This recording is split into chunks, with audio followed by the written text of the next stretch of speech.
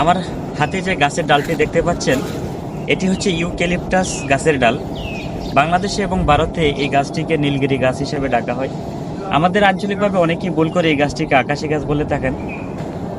এই যে দেখছেন আপনারা, গাছের মধ্যে অনেক অনেক ফুল ফুটেছে এবং ফুলের মধ্যে পরাগায়ন ঘটার জন্য এই যে ভ্রমরা, মৌমাছি, বিভিন্ন কীটপতঙ্গ আসতেছে, এক গাছ থেকে আরেক গাছে উড়ে যাচ্ছে।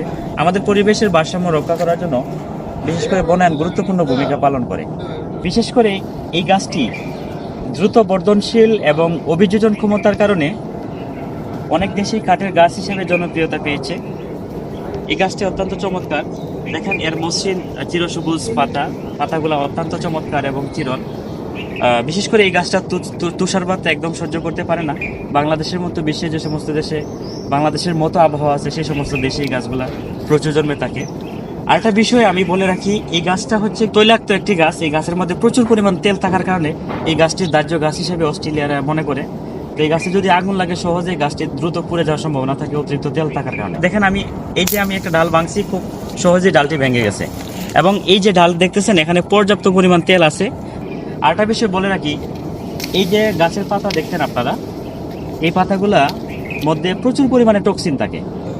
টক্সিন এমনই একটা পদার্থ যেটি খুবই বিষাক্ত। এই গাছের পাতা যখন মাটিতে পড়ে, তখন যেই জায়গায় মাটিতে পড়ে পাতাগুলা, সেই জায়গাতে মাটি বিষাক্ত হয়ে যায় এবং অন্যান্য গাছপালা একদম জন্মাতে পারে না। এর ক্ষতিকর অনেকগুলো দিক আছে। এটি হচ্ছে যে এই গাছ আপনি যেই জায়গায় রোপণ করবেন, মানে যেই জায়গাতে আপনি গাছটি রোপণ করবেন, সেই জায়গা থেকে শুরু করে চতুর্দিকে 10 ফুট এরিয়াতে আপনি অন্য কোনো গাছ লাগাতে পারবেন না। যদি লাগান তাহলে গাছটি বর্ধনশীল হবে না, ওই গাছটি বাড়বে না। কারণ এই গাছটি তার 10 ফুট এরিয়ার ভিতরে যে মাটি থেকে সব পানি শোষণ করে নেই। রাতে দিনে 24 ঘন্টায় এরা পানি শোষণ করে নেয় এবং সেটা কাণ্ডের মাধ্যমে আকাশে উড়িয়ে দেয়।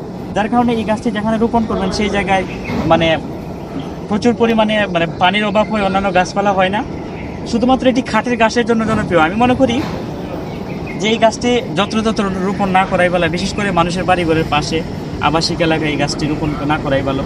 গ্রীষ্মের যখন আপনার প্রচণ্ড খরা থাকে, খরা মৌসুমে কোনো কারণে যদি গাছটিতে আগুন লেগে যায় তাহলে ঘরবাড়ি পুড়ে যাওয়ার সম্ভাবনা থাকে। তো এই গাছটি রোপণ না করাই ভালো। বিশেষ করে ফলমূলের গাছ রোপণ করা অতি দরকার। সবাইকে ধন্যবাদ আমার এই ভিডিওটা দেখার জন্য।